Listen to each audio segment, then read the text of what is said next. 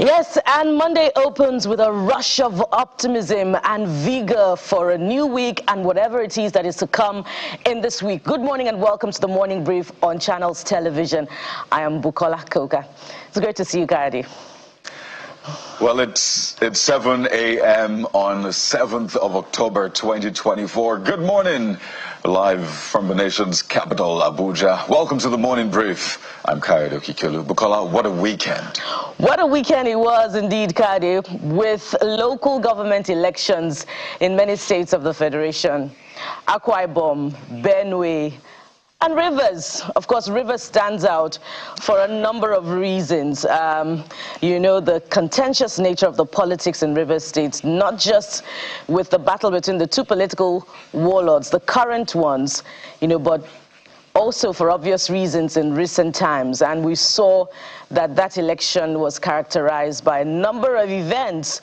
A demonstration on election day by the PDP, surprisingly the ruling party in the state, and of course that explosion that rocked the APC secretariat with the factional group chair saying that, of course, that incident had to do with the election in Rivers State. But there's something that is just coming in that we must also capture in the conversation. The Rivers State Police Command has unsealed all the 23 local government secretariats in the state following the election and swearing in of new chairman. This was confirmed in a statement by the State Public Relations Officer, Grace Eringe Koko, earlier today. And she said the newly deployed Police Commissioner CP Mustafa Bala, acting on the orders of the IGP, has ordered the immediate withdrawal of all police personnel previously deployed to seal and safeguard the council secretariat in the state. And this statement confirms that all the police will only be redeployed to these locations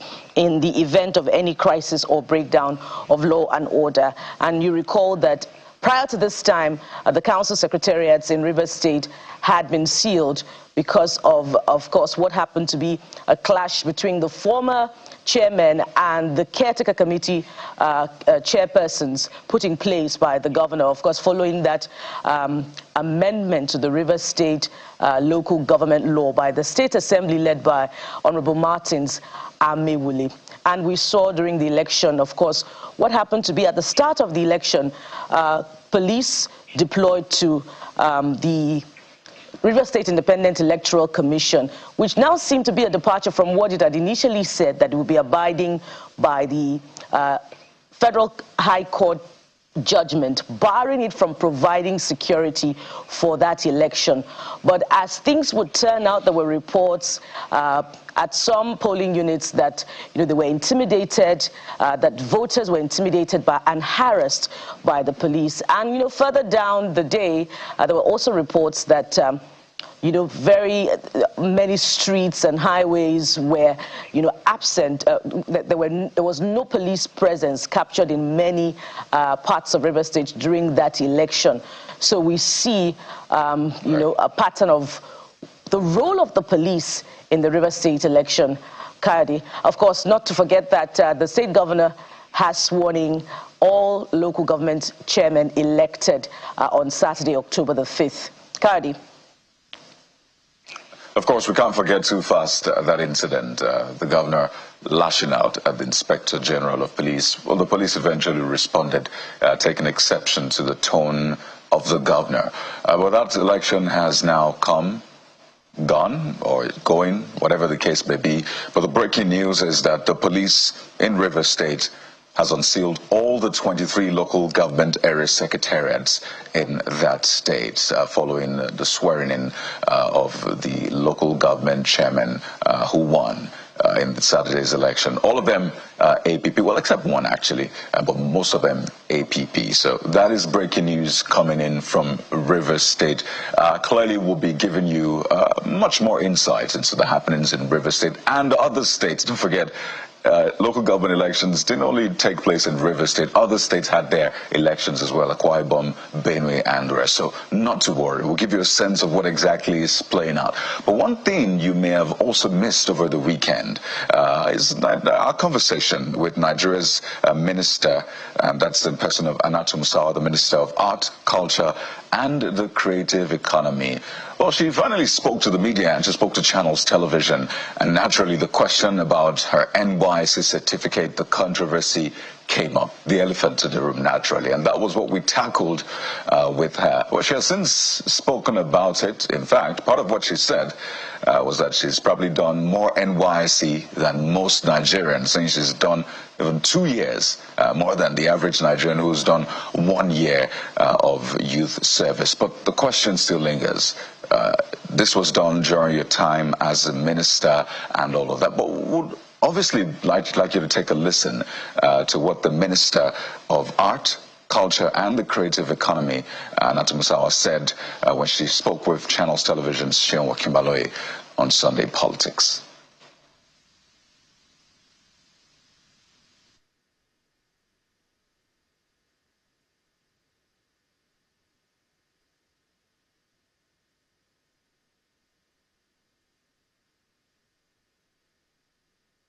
How did you find your way to becoming a minister without an NYSC certificate in the first place? Well, you say that, but I don't know what you have heard. You know, there's been so many different accounts of that particular situation. The fact that I'm sat here should tell you that really nothing I didn't do anything wrong.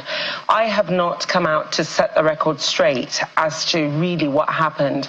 The media, social media has just run rife with different accounts. The matter has been adjudicated, and you know, one day I will come out with my own account, and the fact that I'm sat here should tell you. Summarize it for us tonight in one sentence. Well, I can tell because you owe Nigerians that explanation. I think what I can tell you is I've probably done more NYSC than yourself. I've done at least 2 years of NYSC in my life, but you know, like I said, one day I will come out to give a proper account of what happened. Is this something that someone vilified you, or what exactly is the true picture of things? Perhaps. Because you owe Nigerians that much. You cannot run away or shy away from telling Nigerians. I think what I owe Nigerians is to say that I didn't do anything wrong. I didn't break the law. I didn't do anything wrong, and NYSC I did, and I finished. I've got my NYSC, and only that you concluded when you were in office. Well, maybe not. You know, that is not the proper account. But your certificate reads that you finished just when you were in office. Is that what it says? That's what your certificate says, as much as we know. Well, I don't know the NYSC's position at the time. I don't know about that. Your date of conclusion coincides with when you were in office, and you are said to have attended to NYSC procedures while in office. Is that legally? You were a lawyer, so you know the implication of that. I can assure you that nothing was done to break law or to break regulations. That is what I can say to you. Absolutely nothing. Everything that I did was in accordance with the law, and that is the situation, that is the position.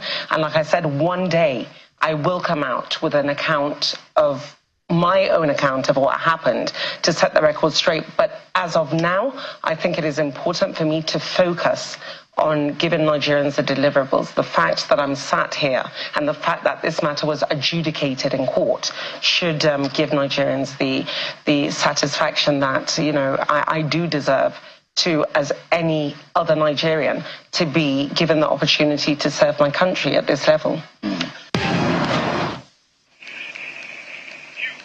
Well, Nigerians and who are employers, I should say, through President Bola Tinubu, of course, you've listened to her. What do you think? Bukola, I know that Nigerians have been maybe waiting to get some sort of clarity on that one, and there you have it. Is that clarity enough? But what more do we have on the show today, Bukola? So over the weekend, that matter of high import tariff came on, and with, you know, a lot of complaints about how high it is and how it is affecting trade and commerce in the country. But you recall, Kadi, that we had also amplified this issue, particularly with the position of the LCCI that, you know, the federal government should approach the matter with more certainty, such that, you know, there will be a stable import tariff, because, you know, the rate kept going on in line with how the naira against the dollar fluctuated. And, you know, now unlike in the past when you could change your car, your vehicle, conveniently, you cannot do that anymore because of the high import tariff against, which is determined with the value of the naira against the dollar. You may be buying what you were buying for 5 million naira before for about 10 to 15 million naira now. Even the smallest of vehicles are now not within the reach of the common man. So it's important to bring those issues once again to the front burner, such that the federal government can approach the matter, more definitively, because, other African countries that have stronger currencies are taking advantage of the situation and making a killing, in their own economy, in the area of importation. These matters never go out of conversation, but we hope that one day we'll be talking about it from a more positive standpoint.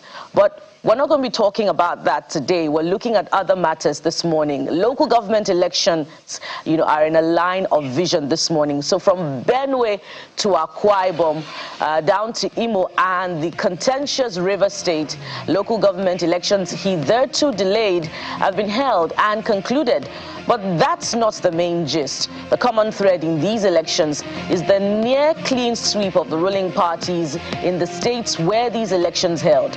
So today we review the pattern of these elections and the implications for grassroots governance in the near future. And 1 year after, Kayode,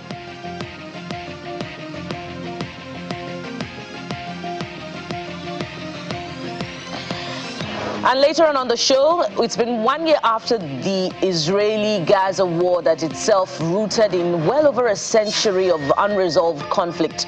On October the 7th, 2023, around 1,200 people, mostly Israeli civilians, were killed when Hamas agents broke the Israeli fence. And since then, Israel has inflicted many attacks on Palestinian settlements as the continuing offensive plunges the Middle East deeper into a wider scale war. And so today we're examining the implications of this continuing age-long conflict.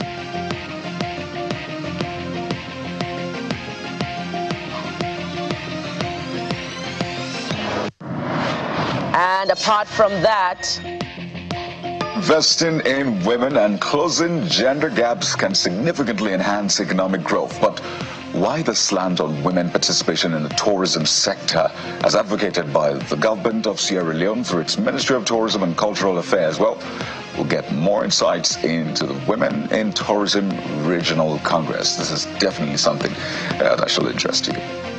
And not to forget to mention that that's in conjunction with the United Nations, the Women in Tourism Regional Conference. And so, don't forget, you're the third participant on this show. We're looking forward to reading from you and amplifying your voices. So sending your comments, your contributions on X. And of course, you can also interact with us on all our other social media platforms. But on X, share your comments with us, #CTV Morning Brief.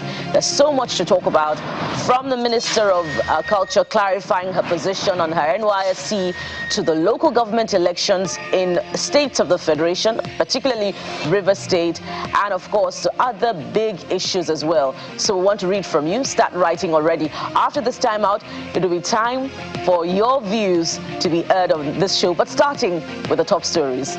We'll be right back. Stay with the Morning Brief on Channel 3.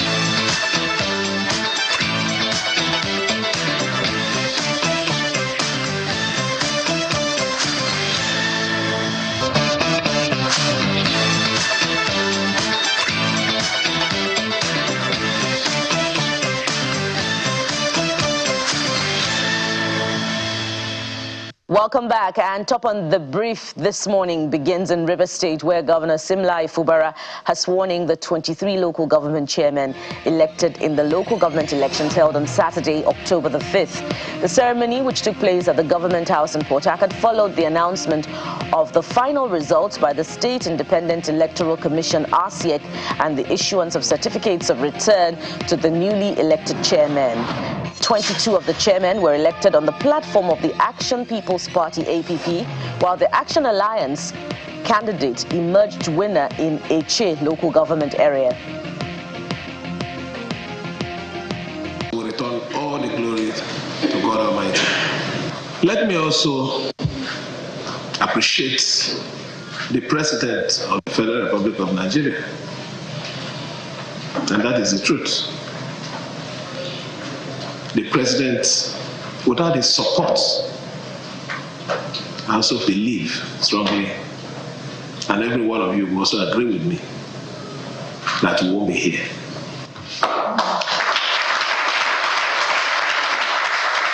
So I want to appreciate him for being a Democrat.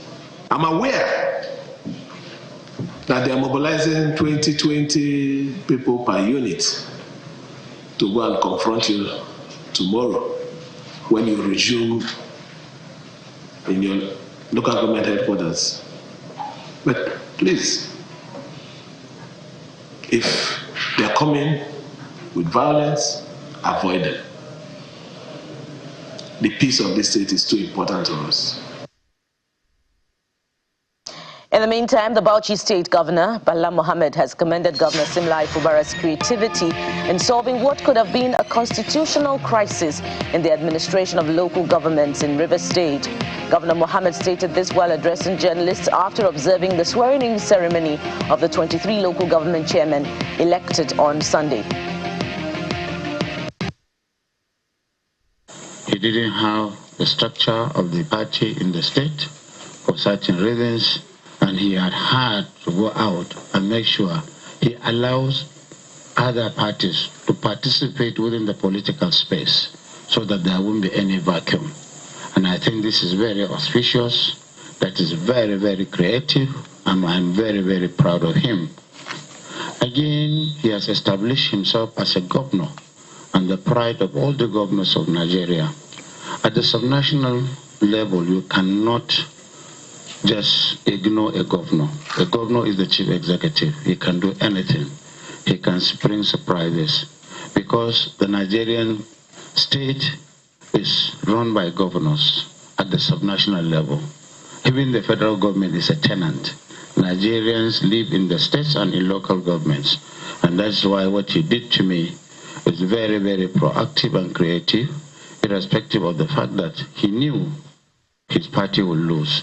But certainly, because of his deep democratic instincts, he had to allow the other parties to win. And I would just wish that those who have won will find it in their own modesty to give him support. Governor Ubara is the vice chairman. All the governors are with him. And certainly, we are taking steps to ensure reconciliation. Reconciliation with somebody whom they have started with, the former governor of this state and the minister of FCT, is a must because certainly they have come a long way and we didn't want to throw away the baby with the bathwater. And staying with politics, President Bola Tinubu says he is not focused on the upcoming 2027 general elections, but rather dedicated to restructuring the economy for the benefit of the Nigerian people. The president's message was conveyed by his chief of staff, Mr. Femi Gbajabiamila, at the All Progressives Congress Southwest Assembly, which held in Lagos. The president also urges Nigerians to be patient with the current administration, which is committed to the genuine progress of the populace.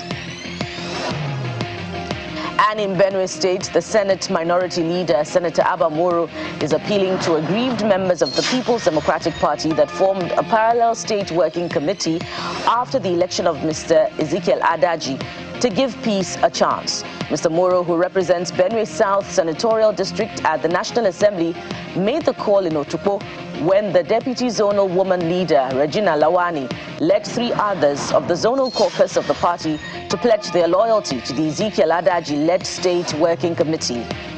The woman leader frowns on the manner their names were dragged into the parallel list of State Working Committee when they had validly been elected at the State Congress under the supervision of the Independent National Electoral Commission. Away from politics to security now, barely a few days after the killing of an APC chieftain by armed bandits in Suru local government area of Kebbi State, the bandits have struck again, killing one person and abducting the district head of Kanya in Danko, Wasagu local government area of the state. Apart from the district head, Alhaji Isa Daya, 7 others were abducted, while the attack left 3 persons injured, and they are now reportedly receiving treatment at the hospital. The Kebbi State Police Public Relations Officer SP Nafui Abubakar, who confirmed the attack, says a combined security team led by the police have launched a manhunt for the abductors of the monarch and the other abducted persons. And still with security, the Enugu state government has demolished another property associated with kidnapping activities in the Amebo Oweli autonomous community of Agu local government area. This follows similar actions taken in August when the government demolished properties linked to kidnapping in Ogbeke Nike and Nkubo Nike, both located in Enugu East local government area, where a cache of arms and ammunition were also recovered. At the latest demolition site, the executive chairman of the Enugu Capital Development Authority, Uche Anya, revealed that several arms and ammunition were also recovered. The property you see us taking down right now is a place where a horrendous criminal activity happened. On 25th of May 2024, some deadly kidnappers abducted a man in Enugu, brought him here, stripped him bare, naked to red boxers, bound him, tied him up, pointed guns at him and got him to start talking to his family, requesting for money.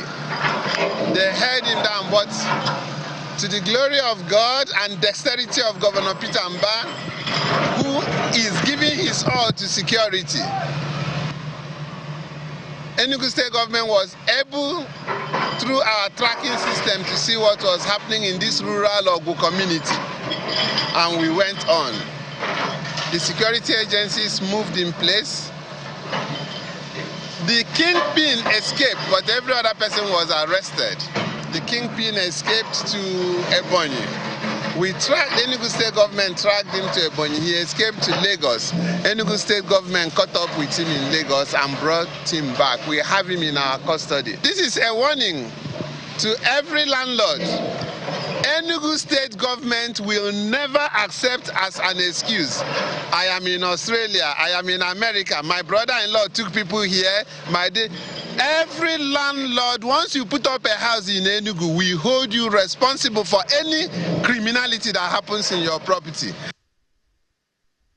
And to environmental issues now, the Hydrocarbon Pollution Remediation Project, HYPREP, is assuring that the Center of Excellence and Environmental Research Center under construction in Ogoniland will be completed in 2025.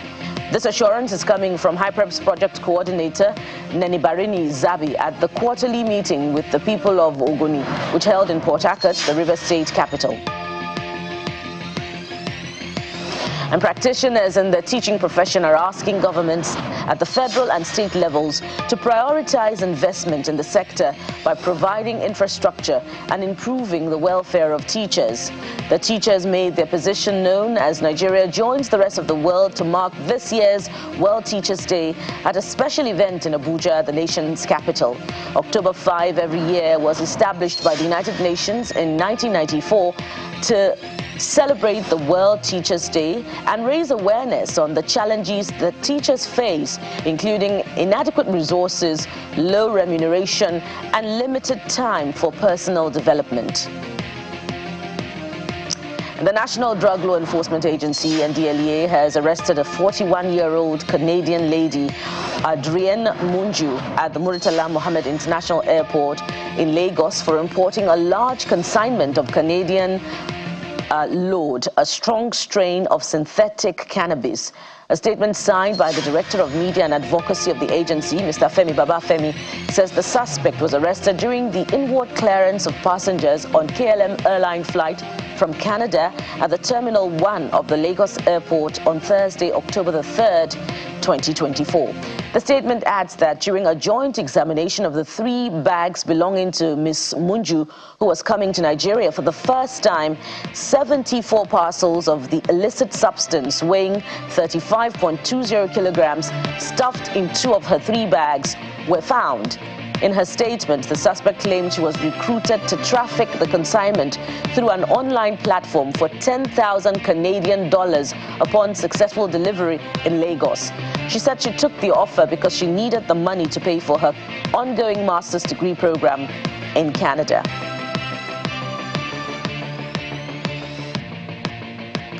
Several people were wounded and a police officer was killed in a shooting attack at a bus station in southern Israel. And Israel has issued a fresh evacuation order in southern Lebanon. And last night it carried out strikes on Beirut that was described as being the worst night of attacks. Earlier, the Israeli military said it killed Hezbollah commander Kader Ali Tawil, and Hezbollah has not yet commented. Iran, however, has announced the mass cancellation of flights amid warnings from Israel that it will retaliate for Iran's missile attack earlier this week. Meanwhile, in Gaza, 26 people were killed by Israeli strikes on a mosque and a school in Deir al-Bala. The Hamas-run health ministry says the IDF says it is targeting Hamas fighters. And in sports, Lobby Stars have appointed ex-international and former Super Eagles coach Daniel Amokachi as their new technical advisor. The Makurdi-based club took the decision following the sacking of former head coach of the team, Eugene Agagbe, on Sunday. Lobby have recorded 1 win, 1 draw and 3 defeats from their opening 5 games. Amokachi joins the Eagles class of 1994, who are currently coaching MPFL teams with Benidi George as coach of Rivers United, Emmanuel Amunike as coach of Heartland FC. And it's the emergence of legendary ex-internationals who are now taking charge in different clubs. We hope that this produces amazing stars in football. But what are you saying about the big issues? We've seen quite a number of reactions from Nigeria, beginning the sale of crude oil in Naira, to other security issues, of course, that will catch your interest as always. But let's start with this one. It's accompanied by a video, actually. 2 arrested as NDLEA targets illicit drugs in a commercial bus and bags of Gary. Perhaps we'll have that later on, but let's go to other issues, starting this time around in Rivers State, where Governor Fubara swore in 23 local government chairmen elected on Saturday, October the 5th. And so we have Blue Warrior being the first commentator this morning, who says what has to be done must have to be done. Yeah, and that's exactly what Fubara has done. And he has proven himself that the gentle walk of a tiger is not a mistake, but a calculated accuracy. Interesting thoughts there coming from Blue Warrior. And what will come out of all of this, we wait to see, because the coming days will be quite telling. Of course, you heard the Bauchi State Governor saying just moments ago that possible measures of reconciliation are being explored between Governor Fubara and his predecessor and political godfather, the FCT Minister Nyesom Wike. Adumbo Japheth has just one line: congratulations to the newly elected chairpersons. Thank you for your comments. And let's go to the next matter, which is on Nigeria officially commencing the crude oil sale in Naira. And Isa Ibrahim writes in saying, congratulations at Nigeria Gov. This bold move towards economic independence and diversification is a significant step forward for the nation's growth and self-sufficiency. Now we look forward to whether or not this would reduce pressure on the dollar and perhaps, shore up the value of the naira. We're looking forward to seeing how that plays out, on the strength of the currency of Nigeria. But more importantly, will petrol become abundant such that Nigerians exit not just the regime of importation, but also that perennial scarcity, which is a contradiction, of how Nigeria has been blessed, with an abundance of the natural resource that petrol is got from. This next one is from Miezi, who writes in saying, "It is as much as I don't like this, in as much as I don't like this administration, I will commend, I believe you intend to say, the move to sell crude in naira. This will give our currency a boost at international markets since we now produce our own petroleum products. But my question is, when will the fuel price drop in our local market?" Very important point that you have made there. And questions are being asked about whether or not the Dangote product has hit the market.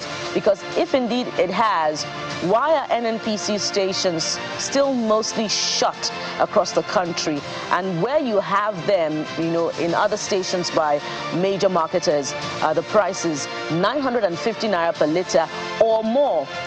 In fact, as you travel more outside the Lagos, the price of the product goes up 1,000 naira, 1,100 naira per litre. But let's take just one more comment from that and then go to another talking point.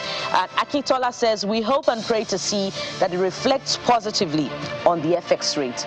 That's the hope, that is the expectation. Now, away from that now, let's go to another talking point. This time it's about government officials accompanying me, not me now, I'll tell you who's speaking shortly, during negotiations with bandits. That's coming from the popular Sheikh Hamad Gumi.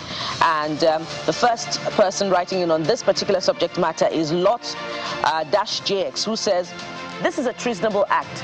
He should be arrested."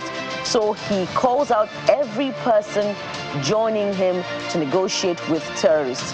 Nigeria must be better. Of course, that audacity with which he has made the statement cannot be mistaken, and certainly it cannot be ignored. And this calls to mind the position expressed earlier by the current administration that if need be, Sheikh Gumi will be invited for questioning as far as security matters are concerned. But that has been the last that has been heard about this particular matter, and we see such commentary still coming in about security. Okay. Let's go to the next talking point now, and this time around we're looking at Governor Eno appoints daughter to take over First Lady's office, and that was another major subject matter that dominated social media discussions during the weekend, with many frowning on that decision, but let's not forget our humanity, because the governor of Akwa Ibom State very recently lost his wife. So as we writing, let's show some decorum and some compassion. But the first person writing in is Adebola. And what does Adebola say this morning? As far as there's no constitutional role for the office of the First Lady, appointing his daughter as an acting First Lady is a brilliant idea for me. Electing any other lady will surely birth controversy. Nigeria, my country. We'll take your point there, Adebola. And Olubumi Aro is the next writer, and he says, "You don't need that. The deputy governor's wife can do the ceremonial role. It's not an elective or appointive role, or appointive-based role." We'll just have to move on quickly on that one and go to the next talking point. This time around, Serap is writing to President Tinubu. And what does Serap have to say this morning? Serap says President Tinubu should withhold allocations to states failing to conduct credible local government polls. And Tunde is the first writer this morning. Tunde, thank you for sending your comments. And he says devolution, decentralization, self-determination, including local government autonomy, regionalism, and confederation, restructuring Nigeria is key.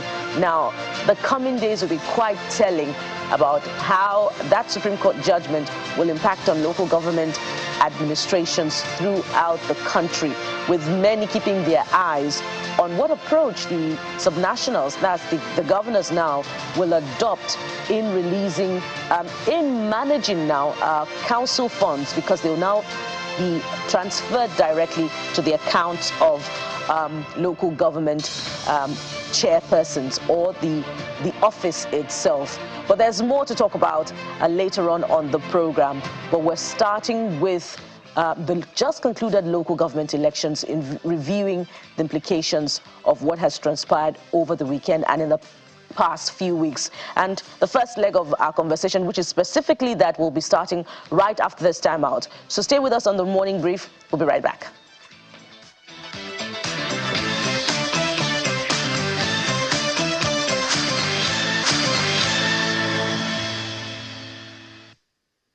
So let's have you make a sense of what played out over the weekend. Local government elections, not just in Rivers State. It's important to state that.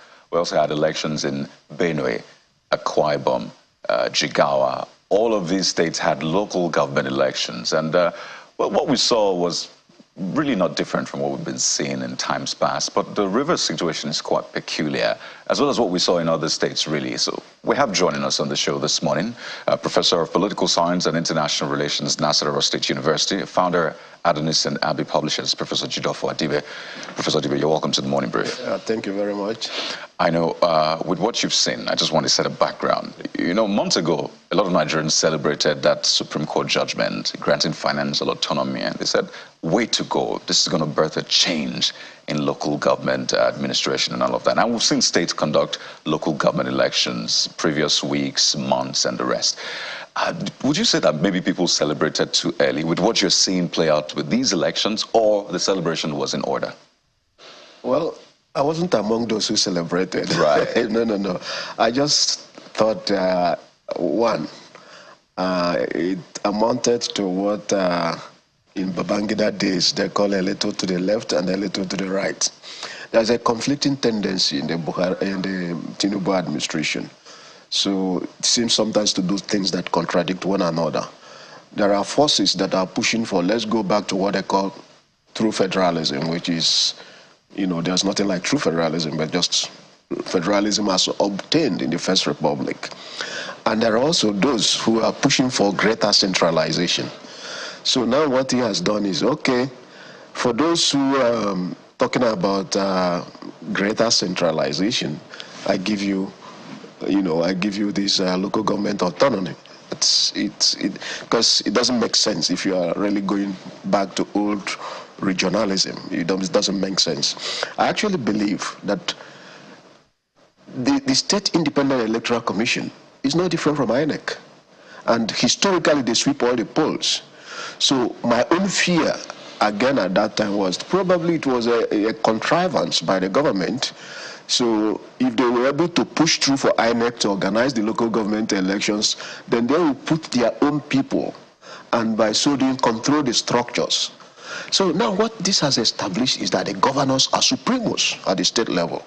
So if I were Wike, and Wike should learn from history, each time anyone fights a sitting governor, the person loses.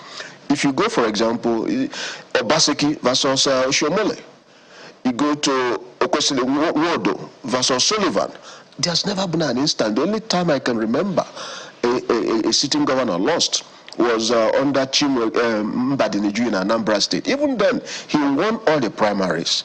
But because of the person of Obasanjo said, no, you didn't perform. You know, the schools were closed for several months, and they put their foot down on the ground and made sure he lost. And he didn't get the primary. Otherwise, this is really, you know, it just signals that nothing has changed. The more things change, the more they remain the same. It hasn't really changed. Even when you call it reform, it's not really reform, because they were a rehearsal of what Babangida did in 1986. Oh dear. So we saw Rivers State. Even though the governor said his party lost, right? But we know the adopted party, APP won, 22, AA won 1. People were saying they were generous enough to consider to give one at least. Benue State, Akwa Ibom, they weren't that generous. They just took everything. Well, Akwa Ibom, the APC won one. In fact, it was in Benue that they took everything. Exactly, the Senate President's local government, the APC won, but PDP took everything. In Jigawa as well, APC won everything. Benue as well, the ruling party won everything. Now, for strategists, for if I were wicked now, because Tinubu will now start to think, if I'm coming for re-election, and the governors still have the key to the rigging machine, and between Wike, well, I don't know the role he's supposed to play in the FCT, and the Governor Fubara, who will I lean more? You know, politicians don't think like us. So I won't be surprised if at a point somebody is sacrificed for another, because the goal, if they do their own strategic calculations and feel that, well, we need to get to Rivers is more important than FCT, I cannot count on the North, somebody may go. So, very interesting point you make here. Who has more political value in that sense? Or can the president play, because this is politics at the end of the day, politicians think differently, and we'll get to that point, but I want you to speak to this. Can the president play both of them? Can he try to maintain both relationships? Will that harm his own government? Or he has to make a decision, if he should, who has more political value? Well, first of all, they look at the number of votes available.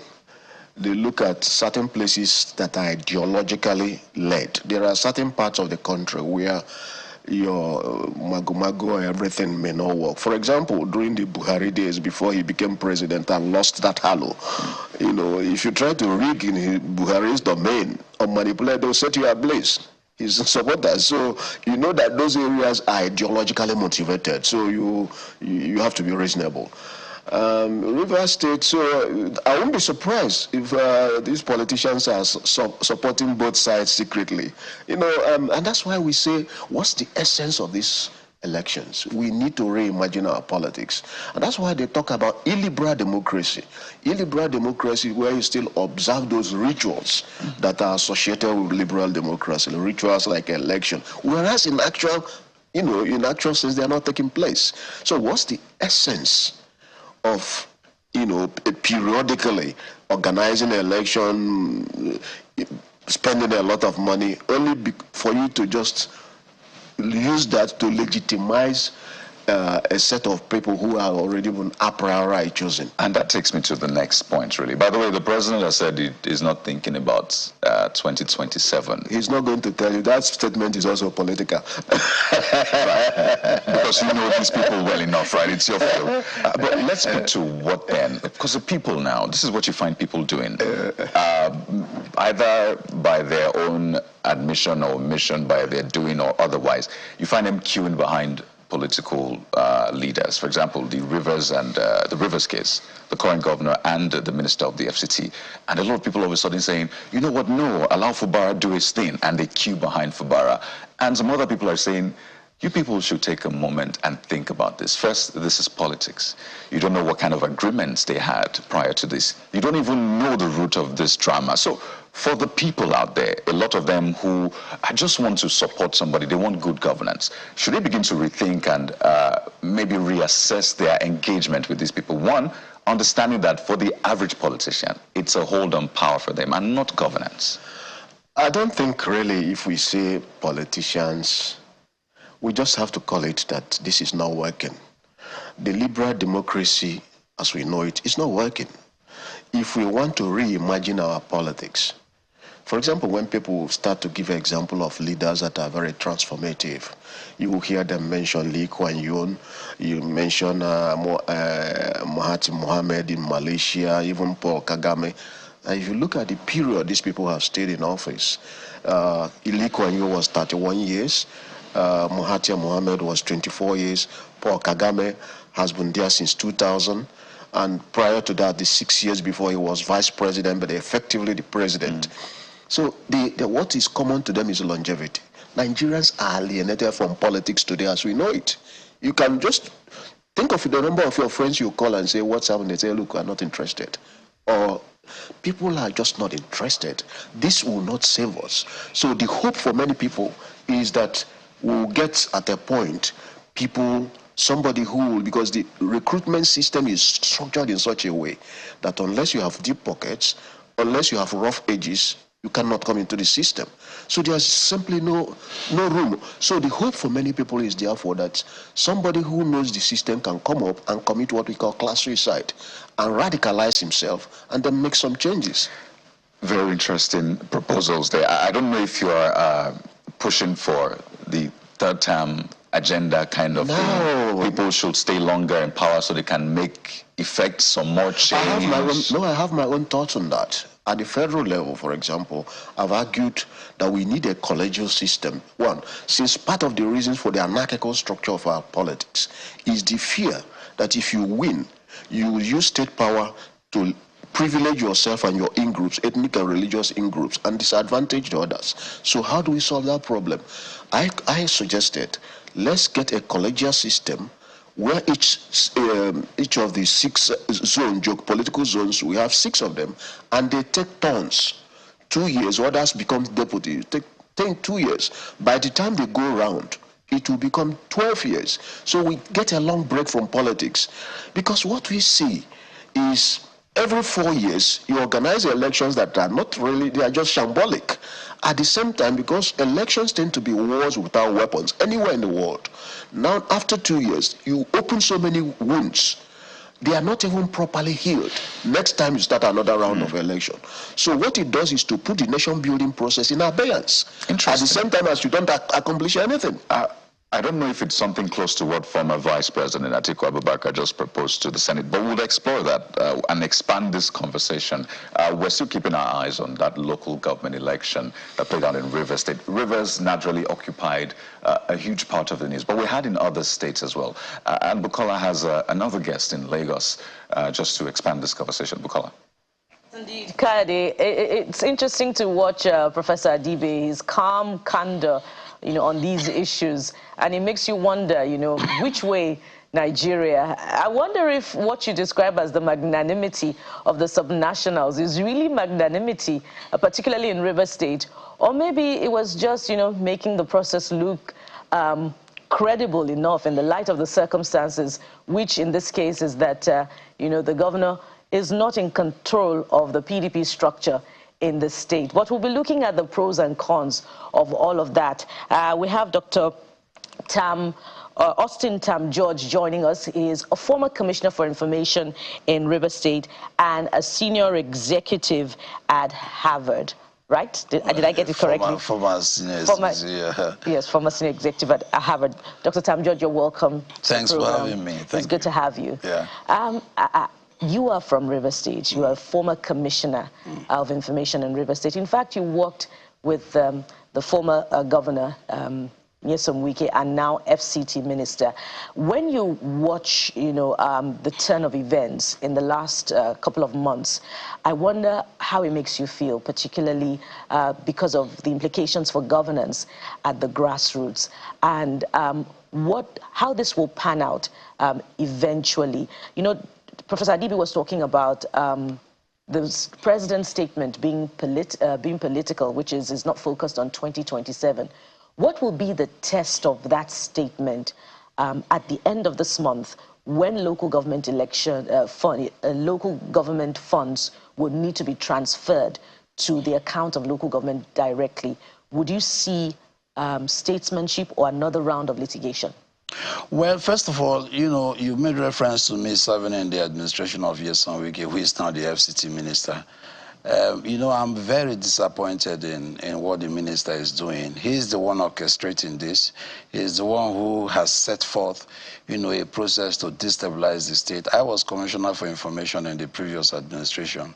And so I'm highly disappointed in the minister. What I expected him to do was to, focus on his mandate. He's got a clear administrative mandate in the FCT. FCT has one of the worst public schools in Nigeria. He has a full plate there, in order to deliver service, but he's not doing that. Instead, he's focusing on how to destabilize Rivers State. And obviously, the Rivers people are going to resist him at every turn.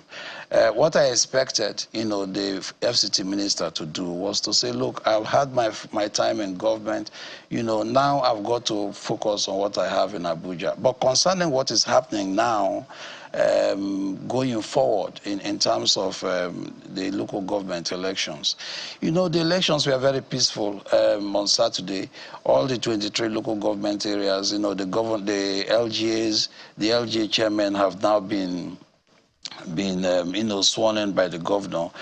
Starting from today, I expect them to go to the councils, set an agenda for development, because the rural areas in Rivers State have long been abandoned, for so many decades. Now we have a chance where the Supreme Court itself has given a judgment classifying, recognizing the LGAs as politically and financially autonomous tiers of government. So what this means is that in addition to the powers that the LGA chairpersons now have, we are going to look for how they can establish corresponding structures of accountability to make sure that the resources that are then deployed to these LGAs are properly used. That's one part. The second part is that they need to have a service delivery agenda, because, there has been a disproportionate attention on just the politics of it. What about the actual service delivery component of it? That has never been in the discussion, unfortunately, over the past few decades. So what we need to see now is a clear developmental agenda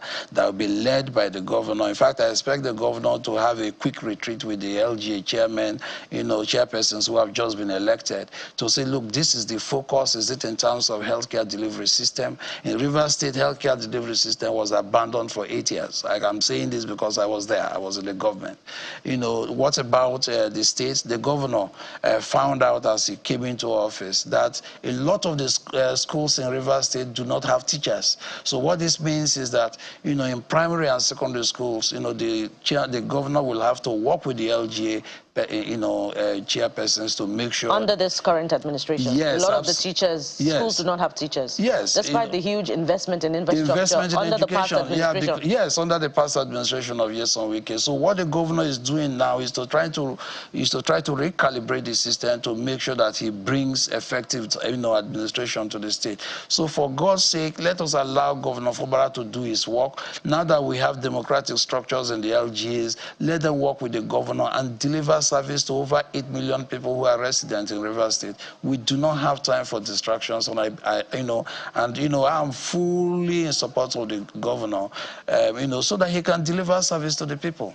Do you worry for the funds of local governments in Rivers State that they may not be transferred due to the many litigations? No, I have no worries at all. I mean, the elections have been conducted, the chairpersons have been sworn in, they are now democratically elected, which is a major fulfillment of, the Constitution. If you have any reservations about the elections that have just been conducted, there is an adjudicatory process that you can take advantage of. You go to court and litigate it. Rivers State has the High Court, so you litigate it. I suspect that in the coming days, maybe, the panel will be set up, for any litigations or complaints about the process. So you follow due process and litigate it. While the litigation is going on, the business of administration of the state and all the LGAs must go on. So I expect... But what would happen if those funds are merged in litigation? No litigation can stop allocation to local governments. This is a statutorily clear matter. The local governments, the states will have to receive their allocations as normal. If you have any doubts concerning the legitimacy of the electoral process, however, follow the adjudicatory process, litigate it, and let the decision be made by the courts. So what would be the options be for Governor Fubara if those funds are withheld? The funds cannot legally be withheld, in my opinion, because the elections have been conducted. The local government chairpersons have been sworn in. The requirements for a democratic system has been established. So there is no basis in law for anyone, to withhold the funds. But I recognize that there is a desperation on the part of the FCT minister to try to, first of all, create conditions for the declaration of a state of emergency, which has not succeeded so far because there are no conditions. Now, secondly, I expect them to, send, all kinds of frivolous petitions to the federal government to try to withhold funds. That would be manifestly illegal because there is no basis for that. So I believe that the allocations will continue to be, made to the state state government and to the local government area so that they can deliver service to the people. You can't withhold funds because of the, the feelings of a single individual. It will be manifestly illegal for the federal government to do that. And I suspect that no federal government responsible, enough, and caring enough for the welfare of the people will withhold funds, which means that civil servants will not be paid, developmental projects will not be executed. That would be a manifestly legal thing to do. I don't think the federal government will do that. Well, the coming days will prove, a test for that situation. But Dr. Tam George, you have worked with former Governor Wike and now FCT Minister in the past, and I recall that you resigned your appointment, somewhere down the line, I think during the first tenure. Am I correct? Yes. Now, Governor Bala Mohammed, who witnessed the swearing-in, said on Sunday, that was yesterday, that of course measures for reconciliation will be explored, that you cannot throw away the baby with the bathwater. Those were his words. And he says that because, of course, the current governor and the former governor have come a long way. From your experience working with former Governor Wike, what would you project to be the outcome of efforts of reconciliation, which would not be the first, by the way? Well, look, to be honest, Nyesom Wike is not a rational actor. He's an autocrat. He's either his way or the highway. So if you are talking about reconciliation, I suspect that what Bala Mohammed must be referring to is to suggest that this is somehow a personal problem. This is not a personal problem between for the FCT minister and the governor. What I think, is unfortunate is that the media has somehow characterized this as a personal problem. I don't see it as a personal difference. What I see is that there is a struggle between wish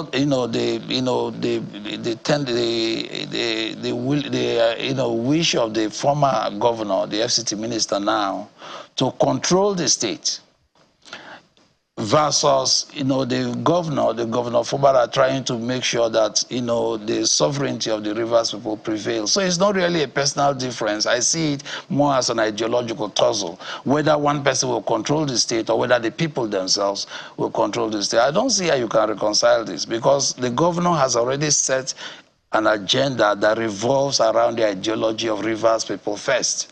So if the FCT minister wants to work with the governor, it should be around the notion of service delivery to the people, recognizing the sovereignty of the people, making sure that resources meant for River State are used for the development of River State. This is what the governor's agenda is. So if they are talking about reconciliation, it has to be the FCT minister accepting that the people's wish in River State must prevail. So it's not really a personal difference. I see it more as an ideological difference, whether the will of the Rivers people will continue or not. Now, another point, that has always, dominated conversations around this issue is about political structures. As you said, I served in the previous administration. The previous administration failed. I personally resigned from the administration because I had fundamental objections about public policy, about the direction of the state under the Wike administration. For instance, we had the highest number of out-of-school children in the South because teachers were not paid for 8 years. Throughout the 8 years Nyesom Wike was in government, pensioners were not paid. Gratuities were not paid. So what kind of structure is this? For me, was a criminal structure that had no responsibility to the people at all. Now, what is happening is that the governor has rejected this ideology of privatization of the state capture, and he is saying that, look, we must begin now to use resources responsibly in a way that will benefit the people. He's now paying gratuities, he's now paying pensions, he's recalibrating the schools, he's making sure their healthcare delivery system is getting to the people. And now with the institution of the local government structures, what he's doing is to make sure he drives development to the local rural areas through the LGAs. So what is happening is actually a complete, rethinking of our public administration in Rivers State, and I'm very proud of what the governor is doing right now. And Dr. Tam George, I urge you to be temperate in some of your choice of words. Criminal structure, irrational. No, I mean, if you don't, strong. Yeah, no, look. And I recall that, initially, when you first exited the administration, you had been more, economical with words about the reasons for your exit, does it now seem, correct me if I'm wrong, but does it now seem as if you're now taking a position, a categorical position, because of the turn of events in Rivers State, and now you would rather be open about the character of the person that you look, I was in the system and I made it very clear that we can't continue like this. We had over 1,000 students abroad and in Nigeria who were on government scholarships. The governor decided to defund the state scholarship board, abandon these students abroad, and some of these students who were medical students became janitors in Europe, the US and the Caribbean. A lot of these students were abandoned. So I couldn't accept this. I didn't go to government to serve myself. We went into government with the agreement that we are going to deliver service to the people, and I decided to resign. And my positions were very clear, to both the governor then, and my positions have always been in the public domain. So now I feel very strongly about what is happening, because the governor now, Governor Fubara, has made it clear he will not continue like that, and that we needs to make sure there is development in Rivers State. We have one of the highest unemployment rates in the country. For a country for a state with our kind of resource profile, we can't possibly allow that to continue. The past 8 years were wasted years, and the governor has made it very clear we cannot continue on that trajectory, and I think we should support him. All right, and the coming days will be telling about governance in Rivers State, particularly with some of these human capacity issues that you have thrown up. But I imagine that Kade has some questions for you before we wrap up this segment. Oh, yes, as well as Professor Adibe, who's right here with us. But Dr. Tam Judge, lest we forget that the current governor was Permanent Secretary, Accountant General of Rivers State during this time where you said that the state government failed, right? He didn't resign. In fact, he was declared wanted by the EFCC over alleged 400+ billion naira graft. So doesn't that say something about his person? He didn't resign. He was part of that government, in fact, very deep in that government. So do you think you can exonerate him from what you describe as a failed government? Salaries were not paid. Accountant General plays a role in that, and all the other issues.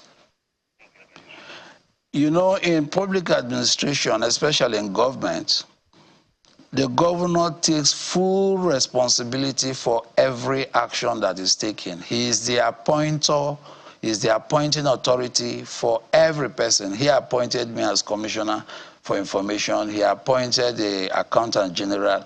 At the end of the day, the buck stops, when you saw that things weren't at the table of the governor. So, the accountant general was appointed by the governor. He did exactly, he followed orders and did exactly what the governor told him to do. So if anything was wrong, the governor was the one who was supposed to take the full responsibility for that. So the fact that the current governor was accountant general at some point, makes no difference. He was following whatever they did at any point in time on a sector by sector basis concerning financial management. The governor was the ultimate approving authority, so he takes responsibility for that. All right, let me come to Professor Adibe now. Well, just to raise those points, because those points have been raised severally. But Prof, lots of issues raised there. But the conversation is also around governance, right? We can talk about the back and forth between individuals, but really doesn't solve much. First, the police, and I want you to speak to these issues. The police now has withdrawn from the local government offices, so it looks like the coast is clear for the chairman to resume. But you recall what the governor said over the weekend. He was livid, and I'm not sure a lot of people had seen him that livid, used what the police described as unprintable words against the Inspector General of Police. Now, some are saying that, wait a minute, the police was not involved in this election, and it looked like it went peacefully to some extent. Whether or not the result really shows what the people want is another thing entirely. What does this say about the role of police as a major institution in elections? Do you think this is a template that people will then want to replicate? Remove police from elections, local government elections, and you get your results. Sorry, I will use 30 seconds to say something before coming to that. Yes, please go ahead. What is often forgotten is that there is a pattern in Rivers State politics, starting from Odele. You chase away your godfather. Amechi came in, drove Odele away from the state, And then Amechi came, brought in Wike. Wike drove him out of town. Wike brought, apart from Celestino Mejia, he's down because he was 6 months in office. Then Wike came, brought Fubara, and Fubara drove him out of town. It's just a pattern. So it's also too early for us to start eulogizing Fubara because he's looking for legitimacy to settle down. We'll see what happens, whether he will in turn try to play the godfather, which is what all of them have tried to do. Now about the police. I also read somewhere that, about the role of police in some areas, how they literally drove people away for certain things to happen. Police, not just the police as an institution, virtually all institutions of the state, from INEC, from the judiciary, from election officers, there is low trust. There is not one single institution of the state that commands universal legitimacy across the fault lines, whether fault lines at the federal level or fault lines at the state level. So those who are going now and say we are going to court, that's why when people tell you go to court, there is an innuendo in it, which means hug the transformer. And you go there, depending on your people believe now the justice system has become commoditized, or it depends on who you know. So the challenge, as you mentioned about governance, is not about all these institutions. They are comatose, if not failed. It's how to rebuild that trust in those institutions. So the police has an image problem, and the governor took a stand. Well, you can call it a bold stand, you can call it, people can interpret it in different ways, but there were reports, I read in the papers, of some rules, not just even in that, almost in all the elections. Right. The people with their links to the federal structure, just like we accuse INEC, the way people accuse INEC and the federal EFCC and the federal agencies of being used by those in power at the federal level, that's also the same way state governors use the institutions of the state. So those who are meant to be law enforcers are now seen to be making a mess of it in those instances. The judiciary also, the governor spoke, he hit out at the justice, and I know a lot of people took exception to that as well. That's also another institution. Go for it. Even the governor that is saying, go and sue the state government in the state judiciary and see if you have any chance. So everybody has their own share of this. And there is, of course, there is also forum shopping. Things are just in a state where I think what we need is to rethink the whole system. And I think that the people obviously need to champion that and understand that nobody is holy in all of this. All of us, because it's a reflection of the society. Particularly those there. And it just begs the question, if APP won, the party that he adopted won most of it in Akwa Ibom. We saw the PDP taking it in Jigawa, the APC, in Benue, the APC. You then wonder, is it that people are still voting for the same government they complain about? It doesn't make sense, right? So it's just that the system of leadership recruitment has failed. Well, Prof, clearly we can go on about this. We've not even scratched the surface, but I'm glad at least we've talked about how we need to start rethinking governance in Nigeria. And I hope people will see past all of the drama. Because it looks like a script. As you said, it's something that keeps happening in Rivers State. You can almost predict. But we have to thank you so much, Professor Jideofor Adibe, Professor of Political Science and International Relations, Nassau State University, and founder Adonis and Abbey Publishers. Thank you so much for your time. Thank you very much. Hopefully we'll see you after the next local government elections. Thank you very much. Obukola, over to you now. Thank you, Kadi. And I imagine that Professor Tam George will I've already promoted you, Dr. Tam George. I imagine you have one or two things to also say about the role of the police in the Rivers local government election. And perhaps we can extract something of a position of the federal government in the role of the police, because we cannot shy away from the fact that the police command in Rivers State was acting on the orders of the Inspector General of Police. That's on the one hand. And as we custom as well, I'd like you to speak, because we can't talk enough about what the elders in Rivers State, and you are one of them, think about the way forward to resolving this crisis. So those two issues. First of all, I think that the police should be neutral. This is a civil process. The police should not militarize it. You know, people are simply wanting to, choose their leaders at the local government level. This shouldn't be a matter for serious contention. In any case, if there are political disagreements, you know, the police should be the stabilizing influence rather than take sides and try to exacerbate the situation. I think that the Inspector General must have learned a lot from what has happened. The people were, you know, from what happened on Saturday, everywhere was peaceful, and what I think is that we should continue with that tradition of neutrality so that the people can choose their leaders. Now, the second point about the role of the elders. Again, the elders are polarized in Rivers State. Some of them, maybe because of their loyalties, you know, to the former governor, may not be willing to speak the truth.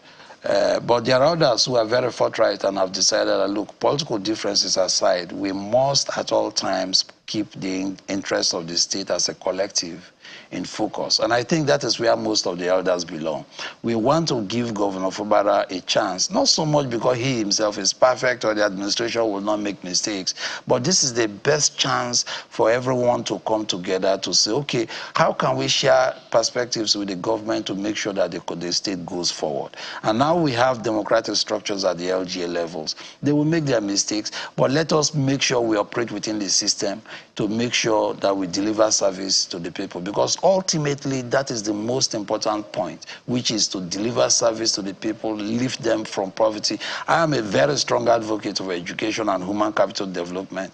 Now that we are moving away from fossil fuels, the most important economy will be the knowledge economy. So we need to invest in education to see how our people can not only just get education, but be job creators themselves. These are the very fundamental purposes of government. And I expect that the governor will focus, you know, on these issues, and the FCT minister should support the government. After all, he played a very key role in bringing out the government, bringing about the government we have in Rivers State today. He's destroying his own legacy, you know, by fighting the governor. I believe that we can all come together, converge around the vision of the current government in Rivers State, and support the developmental agenda that will lift our people out of poverty and into a new economy that the governor has committed to delivering to the people. You know, it is the expectation that the elders in Rivers State will queue up behind sound ideologies like what you have propounded. There's so many other levels to touch, but we'll have to defer it to another time. And thank you very much for your time on the program. Dr. Austin Tam George is a former commissioner for information in Rivers State and former senior executive fellow, Harvard Kennedy School. Finally, I got it this time. Thanks for having me. Perhaps the next time you return, you would also be indeed a professor. And I'm a scholar of a lot of your works. Okay. I read them. Thank you. Thank you for your time on the program. Thank you for having me. So up next, after this, we'll be looking at an event that seems to be an age-long conflict in the Middle East. Which way will it turn, particularly with the entry of Lebanon into what is now turning out to be a full-scale war? Stay with us for that conversation. Coming up after this time out, we'll be right back.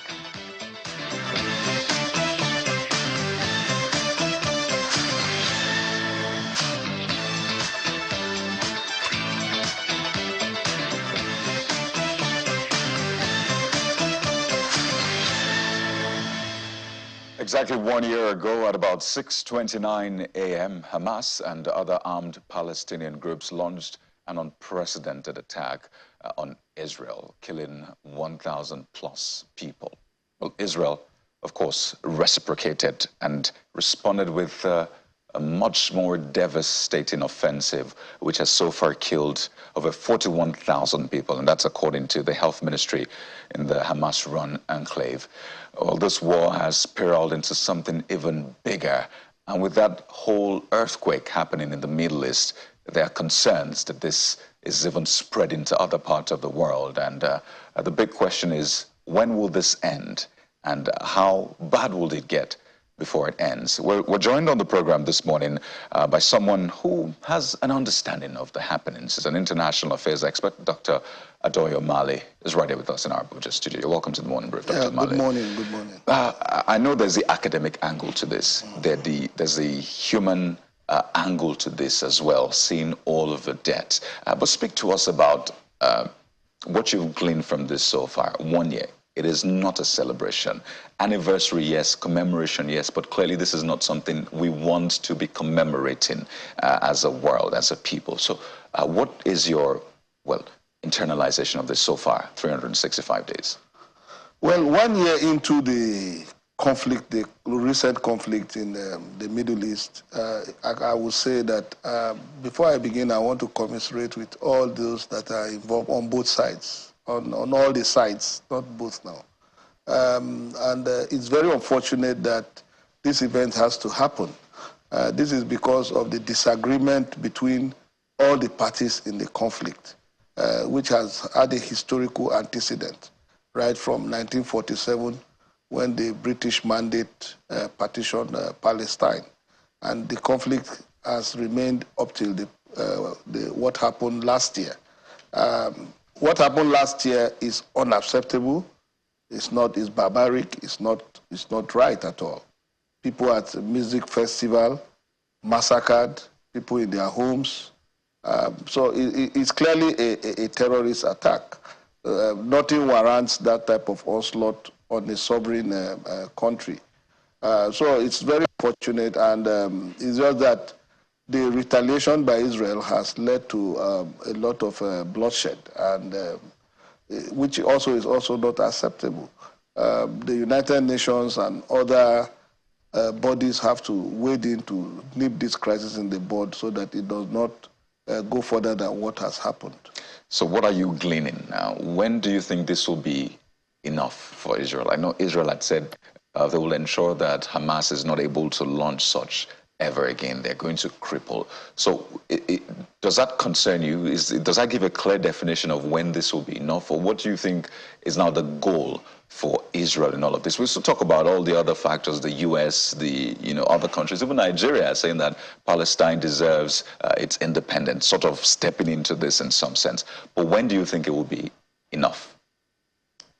As long as the parties get the negotiation table and arrive at a compromise, the crisis will persist. Don't forget that from Camp David to the Oslo Accord and several other attempts to reach a compromise have not yet the necessary results. Even the various discussions since the last 1 year, spearheaded by Egypt, Qatar, the United States, have not yielded much in terms of a compromise between both parties.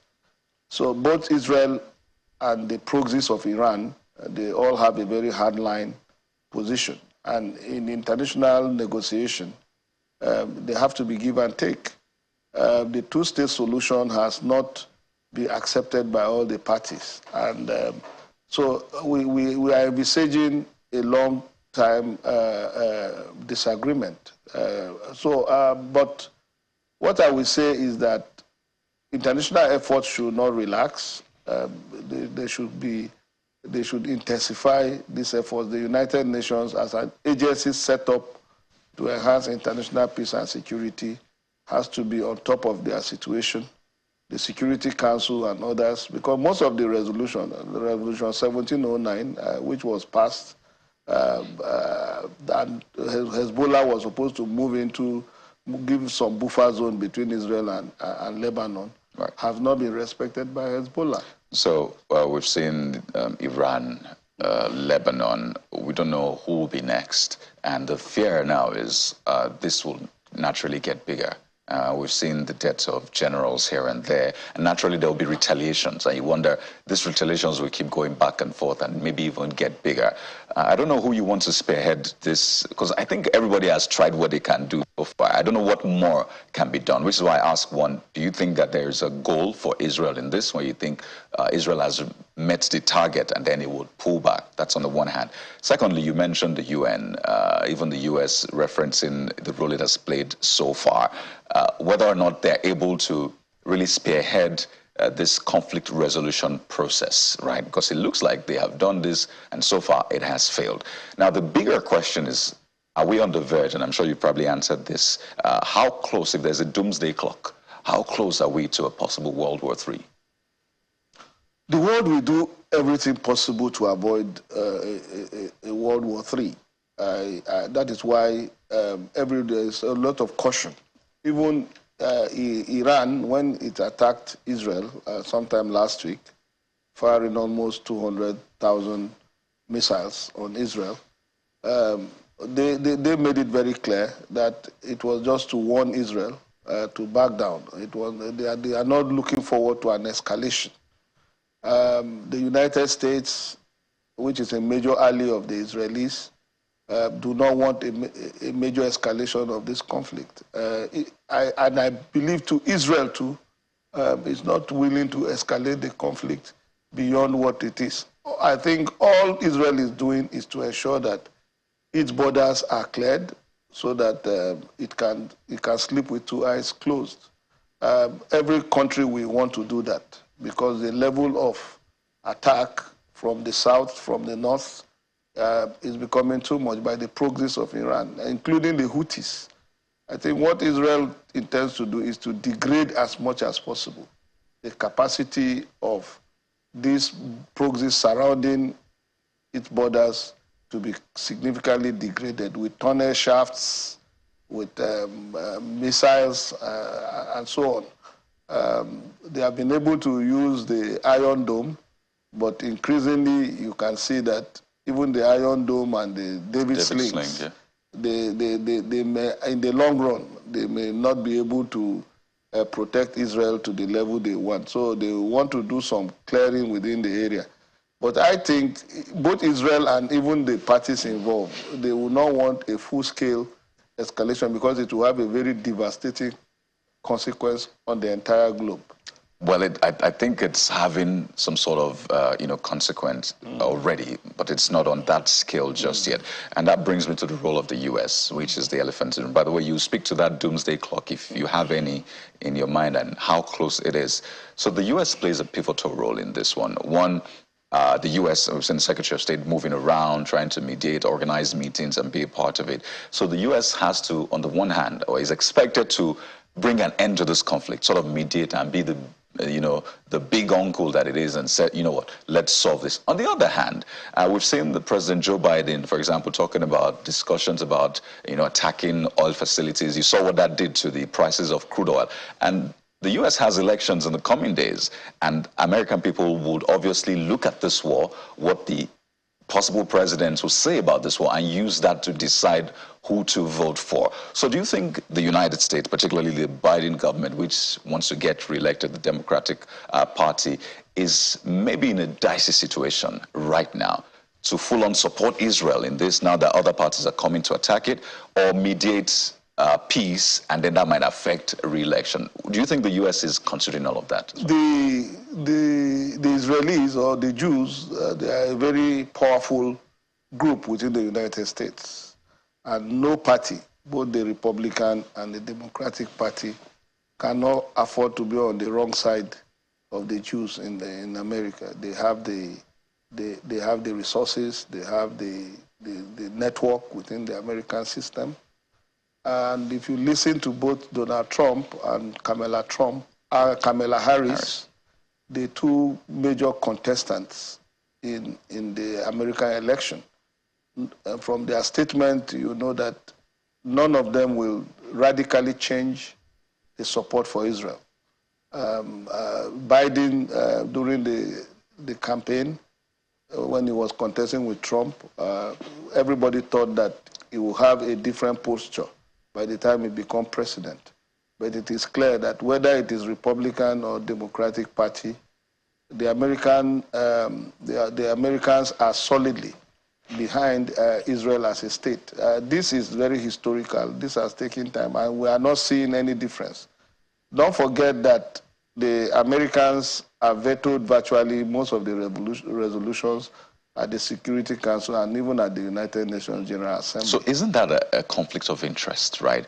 Because when you come to the table, and just before we go to Bukola, when you come to the table, other parties see you as someone supporting Israel already. So there is that mistrust. Yes. Can we trust you in all of this? So don't you think that is even antithetical to what they're trying to do? I agree. President Macron of France made the statement that, look, the West cannot be supplying arms to Israel and at the same time saying that they are mediating, which Israeli Prime Minister sharply reacted by criticizing President Macron for calling for a ceasefire and arms embargo against Israel. So, yes, I agree. It looks as if there's hypocrisy in play. You cannot at one side, one time saying that you are mediating, and then the other time you are giving support to Israel. But like I said, the Americans' foreign policy is very, very clear on Israel. And it looks like that's not changing. And that is not going to change in the near future. Well, Bukola, over to you now.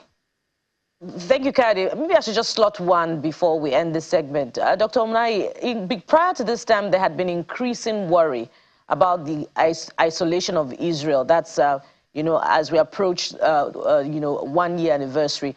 But now with the entry of Lebanon and Iran into this war, it seems as if, Israel is becoming increasingly isolated. What do you assume would be the position of the other joint Arab nations and Islamic countries? Will they continue, to stand back and watch this? Well, Israel has consistently maintained that they are not fighting the Arabs as a people. And that position has been made very, very clear.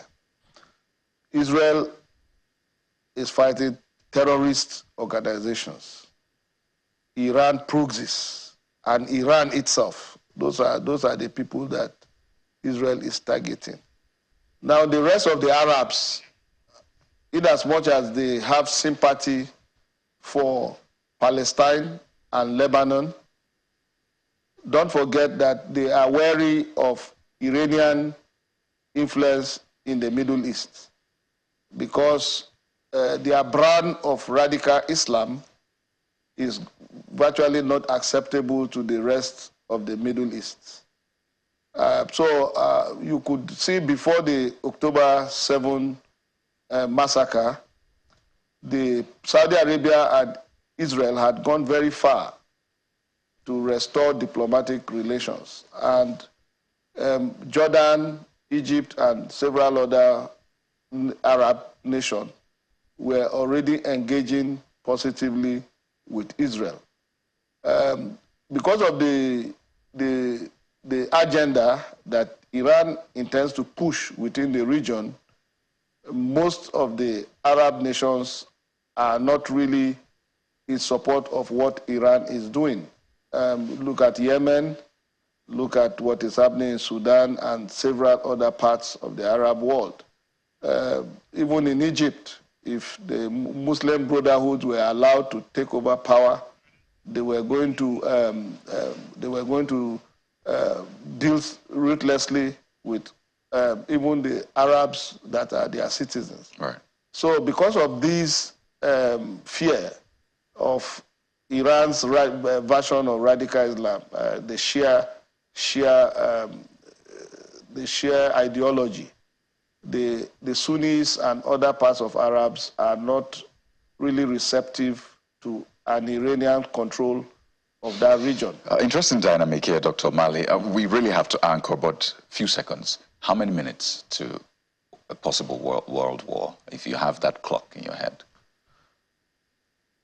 The world will try as much as possible to avoid a world war. So we're still far from that. Yes, because the key players, Russia, China, and other key players in the international system, they are all interested in how this crisis can be nipped in the bud. Okay, yeah. Dr. Mali, interesting viewpoint there. We hope that we don't come back to commemorate another year of this war, but we'll be speaking with Dr. Adoyo Mali, international affairs expert. Thank you so much for your time. Thank you.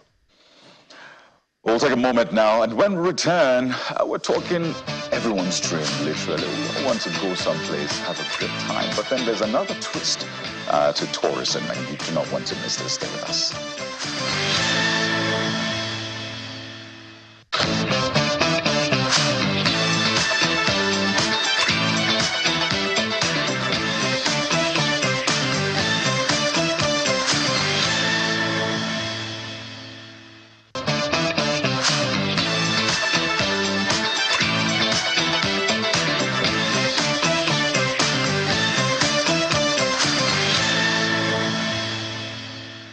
Welcome back. So closing the gender gaps in many sectors is important, through mentorship, quota system, to empower the woman to have visibility, not just visibility, but a viable platform of expression and opportunity as their male counterparts in other fields.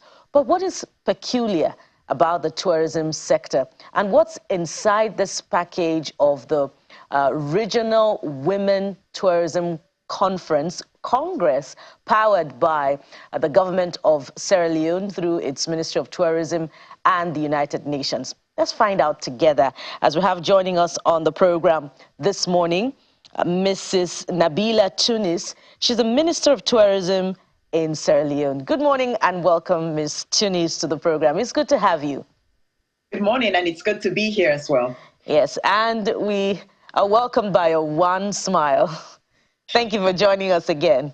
So, thank you. I've already set the tone for you, for particularly those who would be looking at this regional tourism conference and say, oh, these gender advocates have come again. There is enough room of participation for everyone. Of course, there are male members of the workforce in the tourism space globally. What are they trying to achieve with this slant for Women in Tourism Congress? Thank you very much. Sierra Leone is hosting the Women in Tourism Congress in Freetown, Sierra Leone from the 29th to the 31st of October. And the reason is, I'm sure we're all aware, that the tourism landscape is definitely dominated by women. And women within this landscape make about 67% of the workforce. But again, in terms of that empowerment, in terms of us having the requisite tools that are needed to enhance women's empowerment within that space is kind of difficult. And this Congress seeks to go beyond empowerment to access to finance, innovation, and education. So this conference would seek to go beyond the conversations that we have, but also equip women with the specific tools that they need to advance progress within the tourism landscape. And it's interesting, currently, almost all over the world, people are understanding clearly that tourism is one space that can help us accelerate progress on the SDGs. And we're not just talking about SDG 5.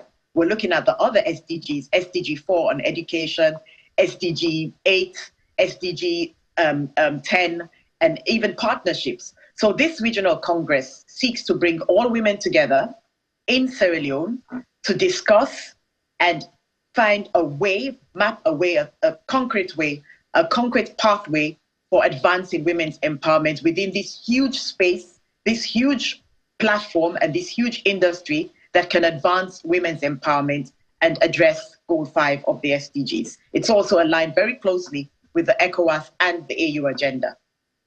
Now, Ms. Tunis, tourism is a very veritable sector. I mean, it's projected to contribute $11 trillion to global GDP in 2024, and we're in September already. So I reckon, all of the dollars are coming into different countries through their tourism sectors. In UAE alone, it's projected to contribute 11% to its GDP this year. But for those who do not know that, wow, women dominate the tourism sector globally, 60% is quite a huge number. What are the job opportunities inherent, particularly for those who are considering, embarking on this? That's behind, the history education component, travel, tourism, and all of that. What are the other job opportunities, particularly the enlightenment segment of the conference that is coming up, in Sierra Leone, that people can take advantage of, to say, I want to embark on a profession in the tourism sector? Well, interestingly, the conference itself is mainly focusing on objectives, on 4 objectives. And it's looking at mentorship, it's looking at education and training, basically providing specialized training programs and educational resources tailored to women in tourism. It's also going to look at conducting capacity building sessions for women. The other objective is on technology and innovation. We all know that the digital space now is quite vast. And for women who are engaged in the sector, especially in the creatives, which is an aspect of our culture, and it's one critical component of advancing tourism, it's going to create that access to innovation, utilizing technological tools and ensuring that these tools, these digital platforms are available to women as a conduit for whatever creative aspect or creative space that has been created within communities. It also aims to delve deeper into access to finance. And it's not just accessing, the resources, but also providing, the little skills that we need for financial, literacy training, looking at investment strategies, understanding as well, other funding opportunities so women can access these opportunities. It's also an opportunity to have a lot of knowledge sharing as well. We understand that the tourism landscape is quite diverse, and opening up, these avenues of opportunities for women is critical in terms of enhancing our, not only the networking that we do have, but also enhancing the space that women get within the tourism landscape and within the tourism industry. So it's going to be an opportunity for us to share, best practices across the continent, because this Congress is about the African continent, focusing on women within the continent itself. What tools can we provide for women within communities, for women in managerial positions, getting women to move up the ladder, not just staying within that lower cadre of the workforce, but equipping them with the tools that they need to enhance what it is that they're doing and provide that space that can accelerate progress on SDG 5. And now, as I said earlier, other countries in the Middle East and in Europe are making, a lot of, they're increasing the economy, their GDP through the tourism sector. But the same cannot particularly said about most countries in Africa, especially because of, the nebulous, policy on travel and interconnectedness. What's on offer in terms of education in this area, and how all of those travel restrictions can be addressed such that there can be more opportunities for tourism and increased earnings in tourism in the African space? Right. If you kind of really observe, the tourism landscape has become, there's a lot of engagement around the tourism landscape these days, and connectivity within Africa is one thing that we aim to look at critically.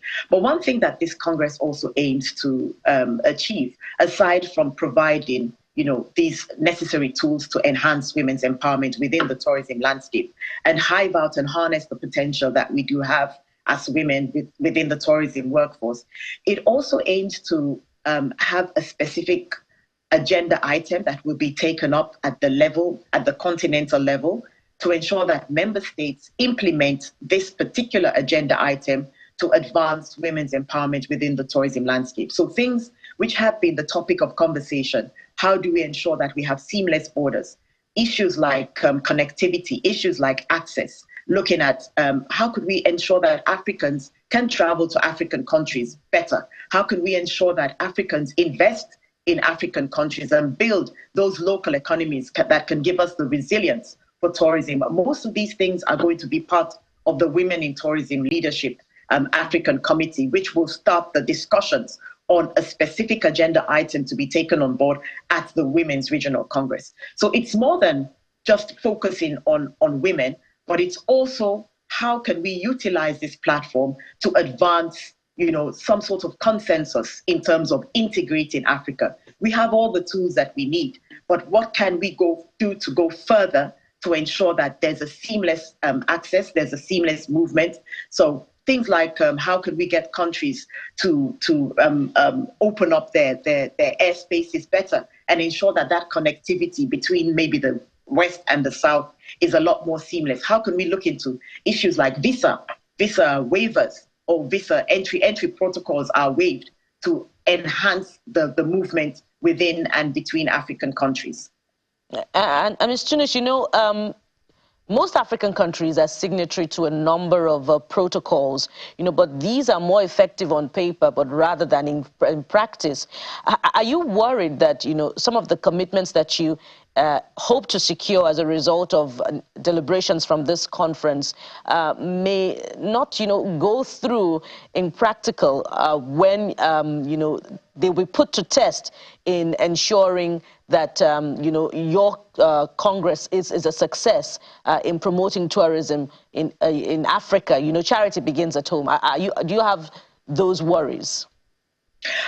Anyone would have any worries whenever you're embarking on a program of this nature. But again, I am convinced and I'm encouraged by the fact that African countries are increasingly understanding the potential that you have within the tourism landscape, not to only connect Africa itself, but to also utilize the industry itself to see how we can advance progress within the continent.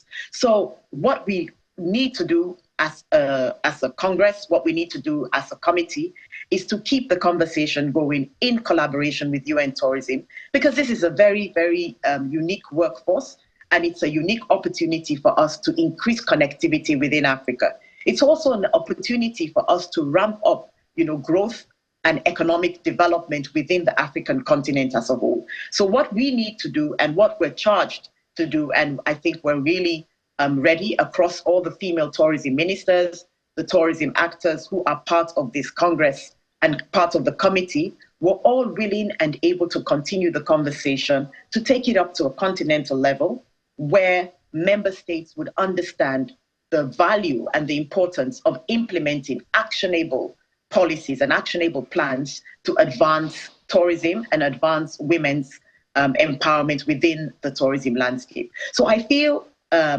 eventually, as we're having this conversation, I do know that people would warm up to this idea and realize that it is beneficial to the continent as a whole to plug in and work with this. And eventually we would end up addressing some of the barriers that women do face within the workforce. And I imagine that, the women will approach the negotiations in getting a favorable policy with all of their negotiating skills and, get some positive results. Let's bring in a he for she now into the conversation. My colleague Kadi has some questions for you. And I warn you that he's a humorous he for she, but he's a good sport. Kadi.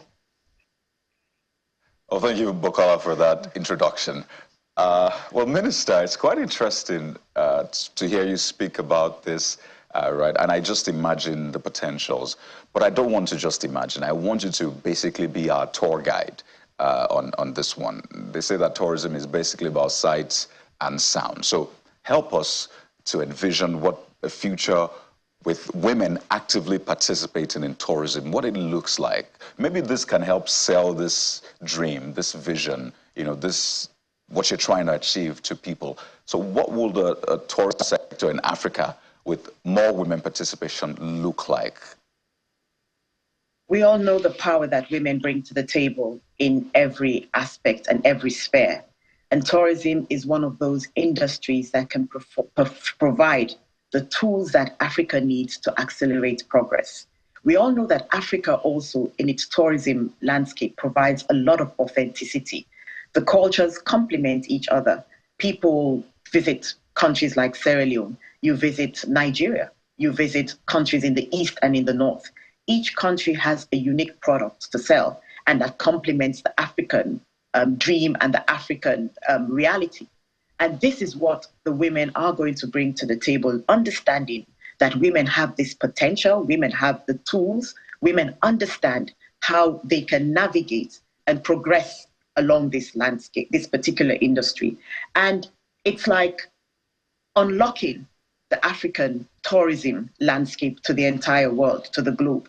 And this is what this particular Congress will start with, opening up the space, having discussions, not only with women in one specific cadre, but bringing in women from communities. I'm sure we have women in Nigeria who are in the creative industry, who are looking for digital space. They're looking for a space whereby they can unleash and unlock their potential, critically showing the unique value that we have in Nigeria. It's the same in Sierra Leone. We have a lot of women women are promoting our culture. We have a lot of beauty in our country, sites, places to visit, beaches, islands, whatever it is that you have as a country. It is a unique product and it is authentic in Africa. And this Congress will start to showcase and unlock the authenticity that Africa offers in the tourism landscape, not wanting to look at some of the negatives that always permeate, the news and the social media outlets, but focusing on the authenticity that Africa brings to the table.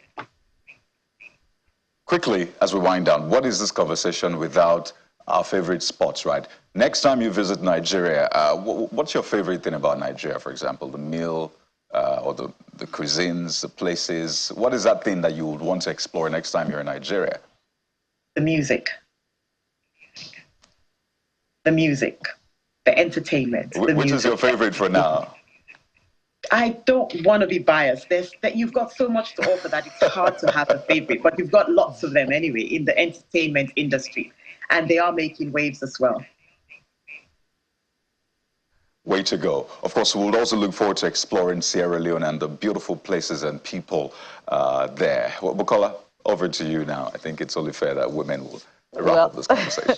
Well, for me, Kade, I'll be interested in exploring some of those communities in Sierra Leone that share similar ancestry with some, ethnic groups in Nigeria. I imagine that we have, a similar history, historical development. And, we're one, really.